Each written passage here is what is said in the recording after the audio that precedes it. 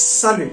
Peut-on démarrer une entreprise génératrice de revenus sans capital, sans argent, lorsqu'on n'a même pas un radis?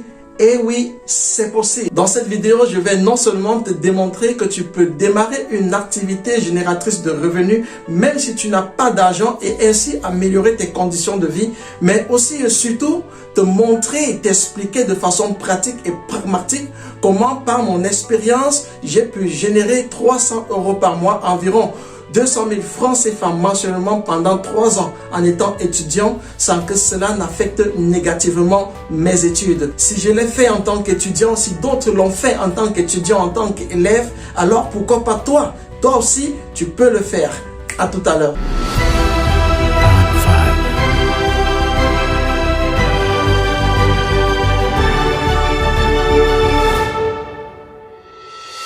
Bonjour, bonsoir et bienvenue sur ma chaîne Investir en Soi, qui je pense est le meilleur investissement que tu puisses faire car il est rentable dans le court, dans le moyen et dans le long terme. Et même, tu peux le faire valoir partout où tu te trouves. Je suis Achille Foyem, passionné de développement personnel et d'éducation financière, qui sont les thèmes que nous abordons sur cette chaîne. Mais avant d'aller plus loin avec le sujet du jour, je voudrais t'inviter à poser 2 actions. La première, c'est de t'abonner et la deuxième, c'est de cliquer sur la cloche de notification pour être informé de toutes nos nouvelles publications. Pour le moment, tu ne peux pas te lancer dans la commercialisation d'un produit parce que qui dit produit dit également production, emballage, stockage, service après-vente, livraison, communication, bref, tout le processus qui va de la conception à la commercialisation d'un produit. Et étant donné que tu n'as pas les moyens financiers pour vendre un produit, cette option-là, nous la mettons tout simplement de côté. Alors, la deuxième option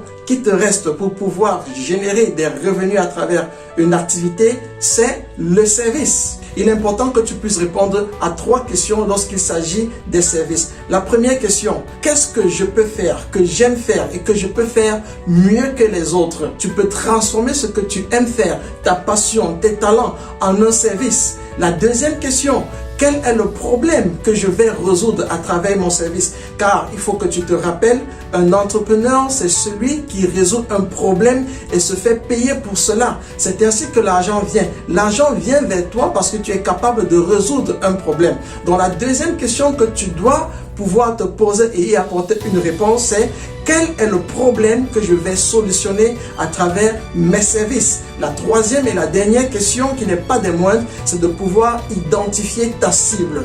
Dans mon environnement, dans ma zone géographique, quelle est ma cible? Quels sont mes potentiels clients qui pourraient avoir besoin de mes services, à qui je peux proposer mes services contre une rémunération? Une fois que tu as les réponses à ces 3 questions-là, alors tu peux te lancer.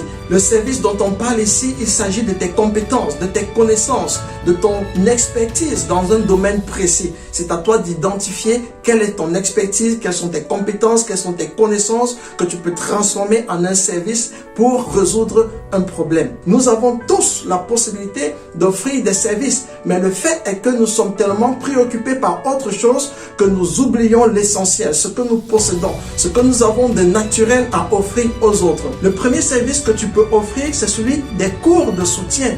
Si tu as cette aptitude à transmettre facilement et aisément la connaissance, alors tu es bien parti pour offrir des cours de soutien, que ce soit aux jeunes élèves, que ce soit aux étudiants. Tu as cette possibilité, un véritable marché disponible pour transmettre la connaissance à ta manière.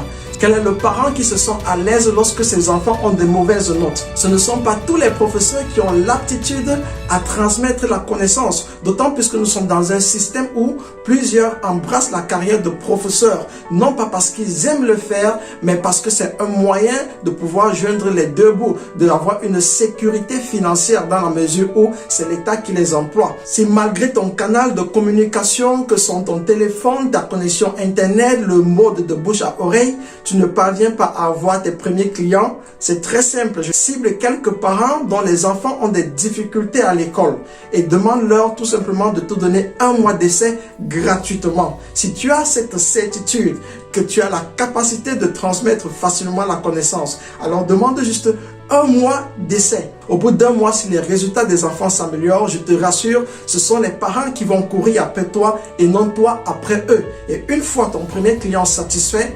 rassure-toi, d'autres portes vont s'ouvrir. Es-tu passionné de langue? Es-tu passionné de littérature? Es-tu passionné d'écriture? Si tel est le cas, alors lancer un blog pourrait être une solution pour toi, pour améliorer tes conditions de vie. Ce ne sera certainement pas facile au début, mais si tu as une certaine constante dans tes articles, je te rassure, au bout de 6 mois ou au bout d'1 an, tu pourras, n'est-ce pas, commencer à générer des revenus parce que des entreprises ou bien des youtubeurs viendront vers toi pour que tu puisses les aider, n'est-ce pas, à travers ton blog, surtout si ce dernier a beaucoup de trafic.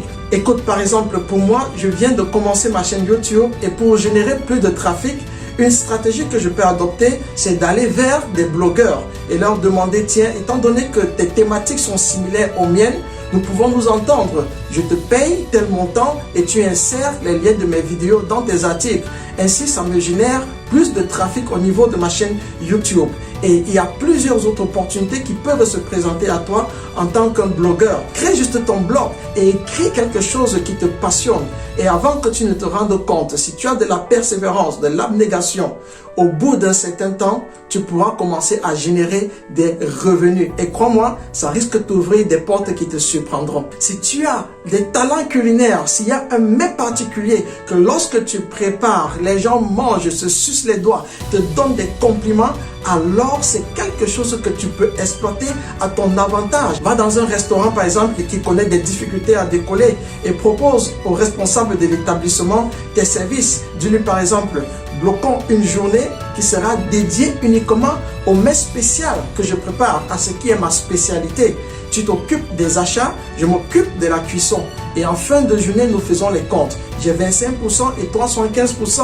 Ou j'ai 20%, toi tu as 80%. Si jamais aucun service traiteur, aucun établissement de restauration ne veut de tes services, alors c'est pas la fin du monde. Il te reste une autre option, celle de pouvoir utiliser ton téléphone, une connexion internet, un compte Facebook professionnel et trouver tes premiers clients. Et je te rassure que si tu le fais, tu n'auras pas besoin d'1 mois pour avoir des clients privés. Je suis convaincu qu'il y a des gens qui aimeraient manger cette spécialité qui est la tienne, mais qui n'ont pas le temps d'aller dans des restaurants ou qui ne trouvent même pas des restaurants qui le font bien, comme toi tu le fais. Pourquoi ne pas leur proposer tes services? Et une fois que un client sera satisfait, le mot de bouche à oreille se mettra en marche et c'est ainsi que ton carnet d'adresse client ira grandissant. Donc, ne néglige pas ce petit potentiel, ce petit talent que tu as parce que tu penses que c'est tellement naturel et puis bon, tu ne peux pas le convertir en un service, mais c'est une erreur. Tu as des talents culinaires, alors s'il te plaît, fonce. Autre moyen que tu peux utiliser pour te faire de l'argent, c'est les tresses. Est-ce que tu connais faire les tresses? Est-ce que tu connais coiffer des hommes? C'est une opportunité que tu peux saisir et cela peut effectivement te rapporter de l'argent. Mais ne te laisse surtout pas aveugler par cette idée qui peut te passer par l'esprit selon laquelle il y a déjà beaucoup de salons de coiffure, il y a la compétition qui est grande. Non! Il y a des clients qui n'ont pas le temps de se déplacer et aller dans des salons de coiffure. Te déplacer, c'est ce qui va faire la différenciation d'offres de services entre toi et les salons de coiffure. Tu peux tresser et ton client n'a pas mal à la tête et c'est tout cela qui parvient à faire la différence entre toi et les autres. Pendant que tu tresses, tu peux avoir cette capacité de pouvoir ambiancer, de pouvoir amener ton client à ne pas voir le temps passer parce que tu as l'art de communiquer, tu as l'art d'entretenir quelqu'un, ce qui n'est pas toujours le cas dans des salons de coiffure. Je sais, dans les salons de coiffure, généralement, lorsqu'un client vient, on lui donne un journal ou bien on laisse la télévision allumée. Par contre, il y a d'autres clients qui aiment la communication, qui aiment converser et peut-être toi tu as cette capacité-là.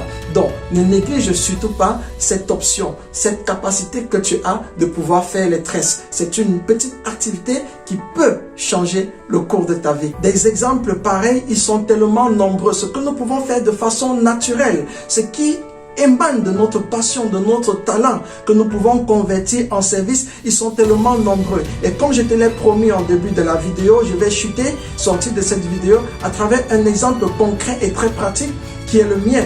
Lorsque j'étais élève et étudiant au Cameroun, j'avais de temps à autre des sollicitations pour jouer le rôle d'impresario dans des mariages, dans des baptêmes. Et ça se passait plutôt bien. Sauf que je ne demandais jamais une contrepartie, une rémunération. Mais je recevais toujours une enveloppe de la part de ceux qui m'appelaient, n'est-ce pas, pour que je puisse prester. Et je le faisais avec plaisir, je le faisais avec joie. Et je me disais, je rends juste service à mon prochain. Mais je n'avais pas le bon mindset. Après l'obtention de ma licence en sciences économiques et gestion au Cameroun, je n'ai pas trouvé le travail. Je suis même allé jusqu'à chercher un stage non rémunéré, question d'avoir une certaine expérience. Mais malheureusement pour moi, je n'ai rien trouvé. Et dans cet élan de frustration et avec ce souci que j'avais de comprendre pourquoi l'Europe, l'Occident va de l'avant et nous autres nous piétinons, je me suis retrouvé en Espagne pour la suite de mes études. Et aujourd'hui, avec un peu de recul, je me rends compte qu'en réalité, même étant au Cameroun, j'aurais pu me faire de l'argent. Mais j'avais le mauvais mindset. J'avais le mindset des perdants. En fait, j'avais déjà été catalogué, préparé, programmé pour étudier, obtenir un diplôme, décrocher un travail dans le domaine de mes études et fiesta, fiesta. J'avais donc un mauvais mindset, un mindset des perdants, pensant que tout doit venir de l'État, tout doit venir d'un employeur. Cependant, mon mindset a changé entre-temps lorsque je suis arrivé en Europe. Je me suis retrouvé en Espagne toujours comme étudiant et dans une situation où la crise battait son plein et j'avais des fins de mois difficiles. Il fallait gérer la nutrition, il fallait gérer le transport, il fallait gérer le loyer et je ne voulais surtout pas déranger mes parents parce que j'estimais que j'étais déjà un grand garçon et je devais voler de mes propres ailes, même s'ils pouvaient me venir en aide, mais je ne voulais pas de cela. Alors je me suis mis à réfléchir, quel est le service que je peux offrir? Et pendant mes moments de réflexion, je me suis rendu compte que j'avais une opportunité. Un ami à moi qui m'avait accueilli en Espagne m'avait présenté à une connaissance, une tata. Et il savait que cette tata-là venait d'accoucher et devait déjà reprendre le service. Et elle travaillait uniquement de nuit. Donc elle avait un besoin, celui de pouvoir trouver quelqu'un qui va veiller sur son enfant. Et les crèches à ces heures-là sont généralement fermées. Et même s'il faut trouver quelqu'un de professionnel pour veiller sur son enfant pendant la nuit, cela demande énormément d'argent. Alors je me suis dit, dans mon adolescence, j'ai été moniteur du culte du dimanche pour les tout petits. Donc j'ai cette capacité à pouvoir m'entendre avec les enfants, être patient avec eux, communiquer avec eux, passer du temps avec eux. J'aime bien leur présence. Et je me suis dit, tiens, c'est là un service que je peux offrir à cette tata. Je suis allé la voir et je lui ai dit, tata, tu as un problème et je pense que j'ai la solution. J'ai exposé ce que je pensais et elle m'a dit, pour être sincère avec toi, ça ne fait pas longtemps que je te connais, tu es quelqu'un de bien et je voulais effectivement te proposer de pouvoir, n'est-ce pas, me venir en aide. Mais je ne savais pas comment aborder la chose parce que tu es un homme. J'étais logé, nourri, je n'avais pas de facture d'eau et d'électricité à payer et en plus, je recevais 100 € chaque mois comme argent de poche. Et cela n'avait pas un impact négatif sur mes études parce que nous avions pris, n'est-ce pas, les dispositions nécessaires.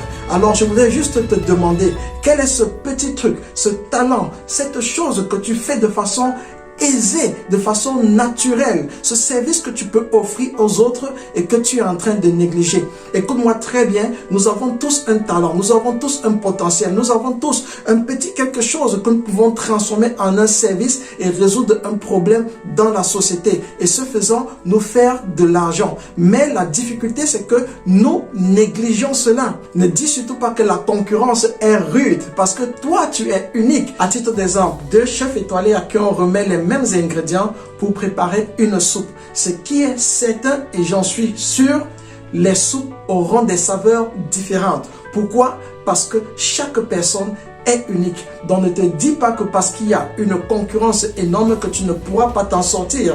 Dans cette concurrence énorme, tu as un petit quelque chose qui pourra te permettre de faire la différence avec tes compétiteurs. Donc, cette pensée limitante, il faut la mettre de côté et passer à l'action. Je suis certain que si tu as le bon mindset, après avoir eu tes premières recettes, sachant quoi faire avec l'argent, tu pourras dans 2 ans, dans 3 ans, passer à un niveau supérieur. C'est ainsi que les grandes entreprises ont commencé. Il faut que tu commences quelque part tout en rêvant grand. Merci d'avoir écouté cette vidéo jusqu'à la fin. Si elle t'a été utile, n'hésite surtout pas à la partager autour de toi afin qu'elle puisse également booster quelqu'un à passer à l'action et s'engager dans une activité qui pourra lui permettre de générer des revenus en fonction de ses talents, de ses passions, de ses compétences, de ses connaissances. Je te donne rendez-vous mardi prochain s'il plaît à Dieu pour un autre numéro de Investir en soi. Et d'ici à là, je te souhaite un succès retentissant dans toutes tes entreprises. À mardi prochain.